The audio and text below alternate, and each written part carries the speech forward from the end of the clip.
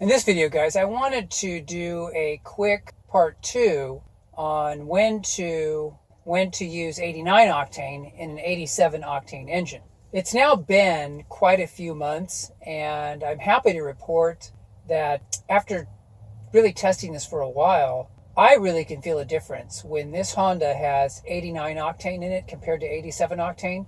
And you'll recall in my first video, I really talk about the reason why, which is as your engine ages, you're going to get increased carbon deposits, which act as an increase to your compression. So your engine's going to benefit from 89 octane, especially if it's a small four-cylinder like this vehicle is.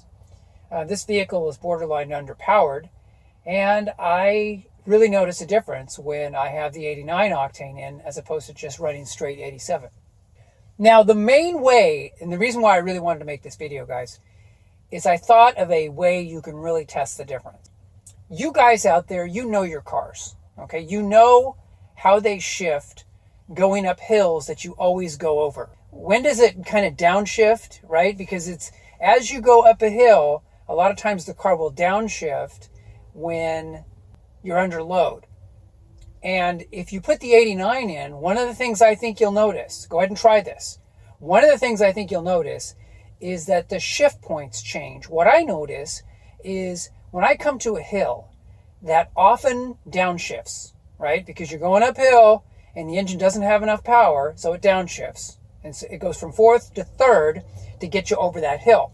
What I notice with the 89 is there are several hills around where I live. It stays in fourth all the way up and over the hill.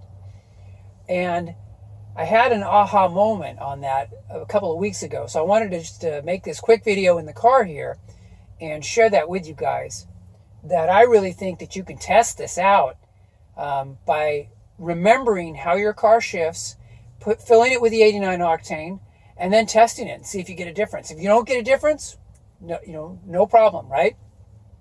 But if you notice a difference like I do, you have more power, less hesitation. And if you notice the shifting difference, then there is a difference. And I don't care what anybody says. Now, some of you may say, well, why don't you just get one of those carbon deposit cleaners? And maybe you put that in, and then if it cleans off the carbon, you can go back to using 87 octane. Well, my response is, I haven't seen any independent tests that conclusively show me that those things really work. They may work for you. I just haven't been convinced by them. So I haven't really wanted to entertain trying one product after another to try to get back to 87 octane when I can just use an 89 octane and definitely feel the difference. So anyway, guys, I just wanted to share that with you. Hope you guys are doing well, and I will talk to you guys in the next video. Take care.